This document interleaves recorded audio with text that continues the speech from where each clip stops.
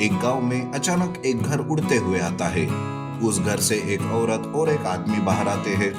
उन्हें देखने से तो ऐसा लग रहा था कि वो कोई दूसरी दुनिया से आए हुए जादूगर थे। तभी वो आदमी कहता है, अरे हमें ऐसा काम दिया है भगवान ने कि जिसे इस धरती पर करना बड़ा ही मुश्किल होगा। जी हाँ, अब धरती पर ऐसा ईमानदार आदमी कहाँ से ढूंढेंगे। उस गांव में शेखर नाम का एक आदमी रहता था। वो किसी भी पुरानी से पुरानी चीज ठीक कर देता था और बदले में उसे जो रुपए मिलते वो चुपचाप ले लेता था। वो खुद होकर कभी पैसे नहीं मांगता था, लेकिन उसी का एक पड़ोसी नरेंद्र था जो कि लालची इंसान था। रिपेयर वाला, कोई भी चीज कितनी भी पुरानी हो, आपके घर पर आपकी आंखों के सामने रिपेयर कर दूंगा। रिपेयर वाला। ऐसा कहकर वो घूमता था। तभी एक औरत उसे गैस स्टोव रिपेयर करने बुलाती है। काम पूरा होने के बाद नरेंद्र कहता है, माँ जी, इस गैस स्टोव का बहुत काम हुआ। अंदर के पाइप्स पूरे तरह से सड़ गए थे, वॉल भी खराब हो चुका था। मैंने इसे वक्त पर ठीक किया, नहीं तो ये फट के बड़ी दुर्घटना हो जाती थी। पूरा मिलाकर 2200 रुपए हुआ, लेकिन आपको 200 रुपए का डिस्काउंट दूंगा। ऐसा झूठ बोलकर वो पैसे लेकर वहां से चला जाता है। इधर जादू से प्रकट हुए घर के सामने दोनों जादूगर खड़े रहते हैं। तभी एक चाट वाला ठेला लेकर उनके सामने से जा रहा था। वो जादूगर कहता है, देख भाई, हम 2 दिनों से भूखे हैं, क्या तुम हमें थोड़ा खाना दोगे? तुम्हें बड़ा पुण्य मिलेगा भाई। अरे ये पुण्य वुण्य बिना पैसे के नहीं मिलता। पैसे है तो बोलो, वरना मेरा वक्त खराब मत करो। आए बड़े पुण्य कमाने वाले। ऐसा कहते ही वो दोनों जादूगर उस आदमी को अपनी जादू से हवा में उड़ाकर घर के अंदर कैद कर देते हैं। अरे ये भी लालची इंसान ही निकला।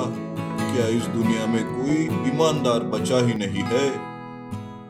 ऐसा इंसान शायद भगवान बनाना ही भूल गए हैं। वो इस तरह बातें कर ही रहे थे कि तभी सामने से शेखर चिल्लाते हुए आता है। वो इस तरह बातें कर ही रहे थे कि तभी सामने से शेखर चिल्लाते हुए आता है, रिपेयर वाला, कोई भी चीज पुरानी से पुरानी रिपेयर करवा देंगे। उसे आते हुए देख दोनों जादूगर अपने सामने जादू से एक मीट ग्राइंडर प्रकट करते हैं और दोनों शेखर को रोकते हैं। तब वो जादूगर औरत कहती है, तुम्हें तो साक्षात भगवान ने ही भेजा है। ये देखो बेटा, ये हमारा मीट ग्राइंडर खराब हो गया है। ये बहुत पुराना है, इसे हर कोई रिपेयर करने से मना कर रहा है। हमें और कोई काम तो नहीं आता बेटा, इसीलिए इसे तुम रिपेयर कर दो। वैसे हमारे पास पैसे भी नहीं है, तुम्हारा बहुत उपकार होगा। ऐसा कहते ही शेखर कहता है, अरे रे रे, आप चिंता मत कीजिए, मैं अभी आपका ये मीट ग्राइंडर रिपेयर करता हूँ। तब तक आप मेरे पास जो थोड़ा खाना बचा है वो खा लीजिए। ऐसा कहकर शेखर उन्हें खाना देता है और उनका मीट ग्राइंडर का रिस्टोरेशन करने लगता है। थोड़ी ही देर में वो मीट ग्राइंडर पूरी तरह से रिस्टोर हो जाता है, लेकिन तभी वो मीट ग्राइंडर सोने में बदल जाता है, जिसे देख शेखर हैरान होता है। तब वो जादूगर कहता है, बेटा, तुम सच्चे और ईमानदार व्यक्ति हो। तुमसे मिलकर हमें बड़ा अच्छा लगा। ये सोने का मीट ग्राइंडर हम तुम्हें उपहार में दे रहे हैं। इसे ले जाओ बेटा और अपनी जिंदगी अच्छे से काटो।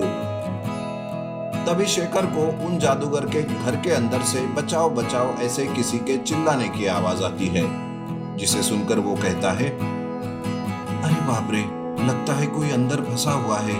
देखो तो, आवाज आ रही है उनके चिल्लाने की। अरे वो तो एक लालची है जो इंसानियत भूल चुका है, इसीलिए उसे हमने कैद करके रखा है। लेकिन तुम छोड़ो उस बात को और अपना काम करते रहो ईमानदारी से।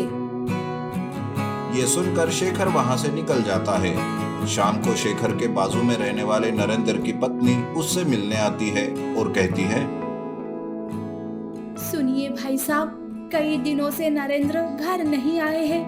क्या आपको वो कुछ बोले हैं कहीं जाने के बारे में? मैं बहुत परेशान हो गई हूँ और चिंता भी हो रही है। अच्छा अच्छा भाभी जी, मैं कुछ करता हूँ, आप परेशान मत होइए। शेखर वापस उन्हीं जादूगर के पास आता है और कहता है, देखिए जादूगर जी, मेरी आपसे विनती है कि आप उस आदमी को छोड़ दे और उसकी जगह हो सके तो आप मुझे रख ले। उसके बीवी बच्चे हैं जो बड़े ही परेशान हो गए हैं उसके लिए। अरे वाह बेटा, हमने तुम्हें सच में पहचाना। तुम बड़े ही नेक इंसान हो जो खुद से ज्यादा दूसरों की कद्र करता है। ऐसा कहकर वो जादूगर नरेंद्र को कैद से मुक्त करता है और अपने घर के साथ वहां से उड़कर चला जाता है।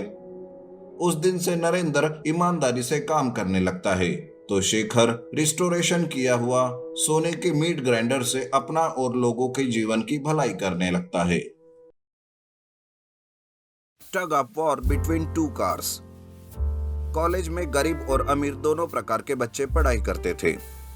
अमीर घरों के बच्चे हमेशा गरीब बच्चों को नीचा दिखाते रहते थे। ऐसे में गरीब बच्चों को हराने के लिए एक दिन अमीर बच्चे उनसे फुटबॉल की मैच लगाते हैं। तब गरीब बच्चों में रोशन नाम का लड़का कहता है, सुनो दोस्तों, कैसे भी करके हमें अमीरों को दिखाना होगा कि हम उनसे कम नहीं है। अगर ये फुटबॉल मैच हम हार गए ना, तो वो हमें इस बात के लिए जिंदगी भर चिढ़ाते रहेंगे। तो हमें मेहनत करके फुटबॉल की प्रैक्टिस करनी होगी। सारे बच्चे रोशन के हाथ से हाथ मिलाकर मेहनत करने के लिए तैयार हो जाते हैं। कॉलेज खत्म होने के बाद वो गांव के मैदान में फुटबॉल की प्रैक्टिस करते हैं।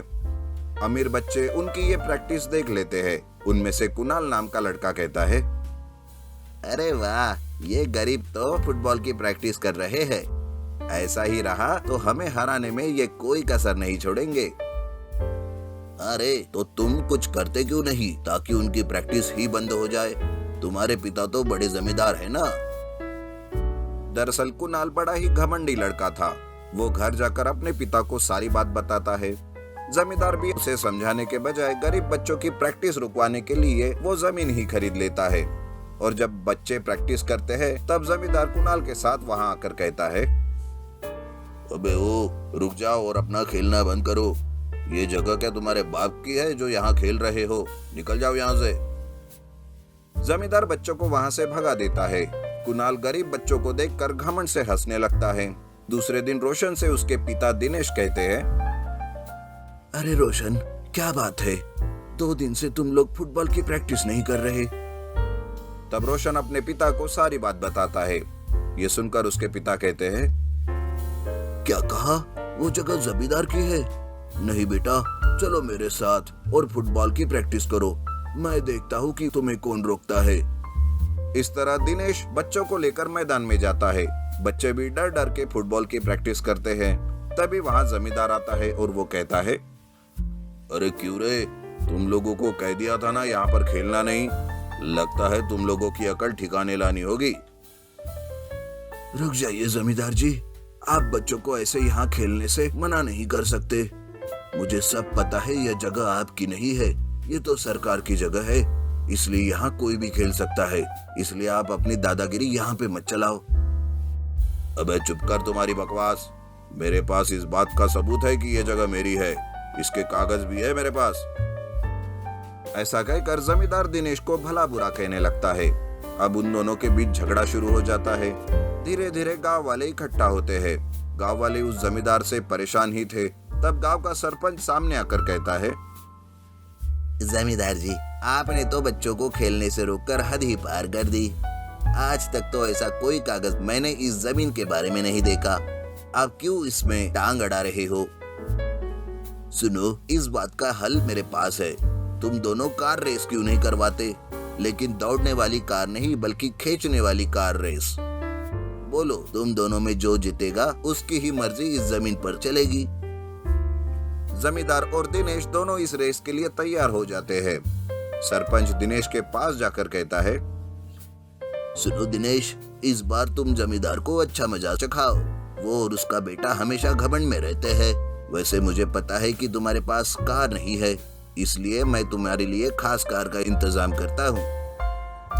ऐसा कह के सरपंच कुछ ही दिनों में दिनेश को एक पावरफुल कार का इंतजाम करके देते हैं। दूसरे ही दिन उसी मैदान में जमींदार अपनी कार लेकर आता है, तो दिनेश सरपंच ने दी हुई कार लेकर आता है। तब दिनेश मन ही मन सोचता है, आज सारे गांव वाले मुझसे आस लगाए हुए हैं। हे भगवान, मुझे इतनी हिम्मत देना कि मैं इस कार खिंचाई में जमींदार को हरा सकूं। थोड़ी ही देर में जमींदार और दिनेश के बीच कार खिंचाई की रेस शुरू हो जाती है। कुणाल अपने दोस्तों के साथ तो रोशन अपने दोस्तों के साथ था। सारे गांव वाले दिनेश दिनेश कहकर उसे प्रोत्साहित कर रहे थे। जमींदार कभी अपनी तरफ दिनेश की कार को खींच रहा था तो कभी दिनेश जमींदार की कार को। मुकाबला बड़ा ही मनोरंजक बन रहा था कि तभी अचानक जमींदार की कार बंद हो जाती है और देखते ही देखते दिनेश की कार जमींदार की कार को खींच कर ले जाता है और वो रेस जीत जाता है। रोशन के साथ साथ सारे गांव वाले बड़े ही खुश हो जाते हैं। तब सरपंच जमींदार से कहते हैं, जमींदार जी, अब कोई भी कागज लेने यहाँ मत आना। अब ये सरकार की जमीन है और यहाँ पर कोई भी कुछ भी खेल सकता है। जमींदार और कुणाल हार मानकर गुस्से से वहां से चले जाते हैं। अब बच्चों को वहां फुटबॉल की प्रैक्टिस करने से कोई नहीं मना करता और जैसे दिनेश ने जमींदार को हराया वैसे ही स्कूल में रोशन भी कुणाल को फुटबॉल मैच में हरा देता है।